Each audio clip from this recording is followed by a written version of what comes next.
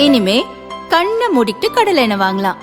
ஏன்னா மந்த்ரா கடலை எண்ணெய் இதயத்தின் தயாரிப்பு. வறுக்க பொரிக்க ஏன் எல்லா சமையலுக்கும் மந்த்ரா தான். மந்த்ரா கடலை எண்ணெய், அபார ருசி, ஆரோக்கியமான உடல் நலம்.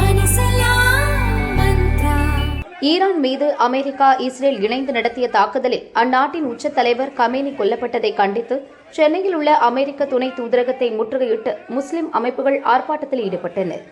விடுதலை சிறுத்தைகள் கட்சித் தலைவர் திருமாவளவன், தமிழ்நாடு கொங்கு இளைஞர் பேரவைத் தலைவர் தனியரசு, மனிதநேய ஜனநாயக கட்சித் தலைவர் தமிமுன் அன்சாரி, முக்குலத்தோர் புலிப்படை கட்சித் தலைவர் கருணாஸ் இந்த ஆர்ப்பாட்டத்தில் பங்கேற்றனர்.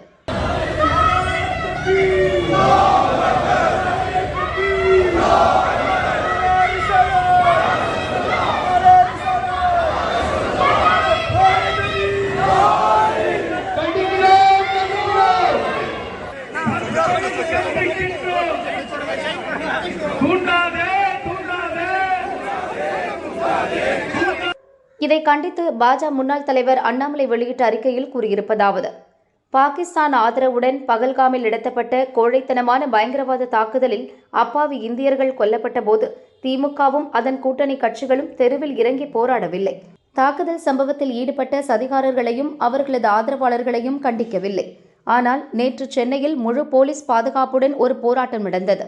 அப்படி ஒரு போலீஸ் பாதுகாப்பு ஆசிரியர்கள், செவிலியர்கள், தூய்மை பணியாளர்கள், அங்கன்வாடி ஊழியர்கள், அரசு ஊழியர்கள் அல்லது பொதுமக்கள் போராடும் போது அரிதாகவே வழங்கப்படும். ஆனால் அவர்கள் எதிர்ப்பு குரல் எழுப்பும் தருணத்தில் மட்டும் போலீசார் சரியாக வந்து கைது செய்து விடுவார்கள்.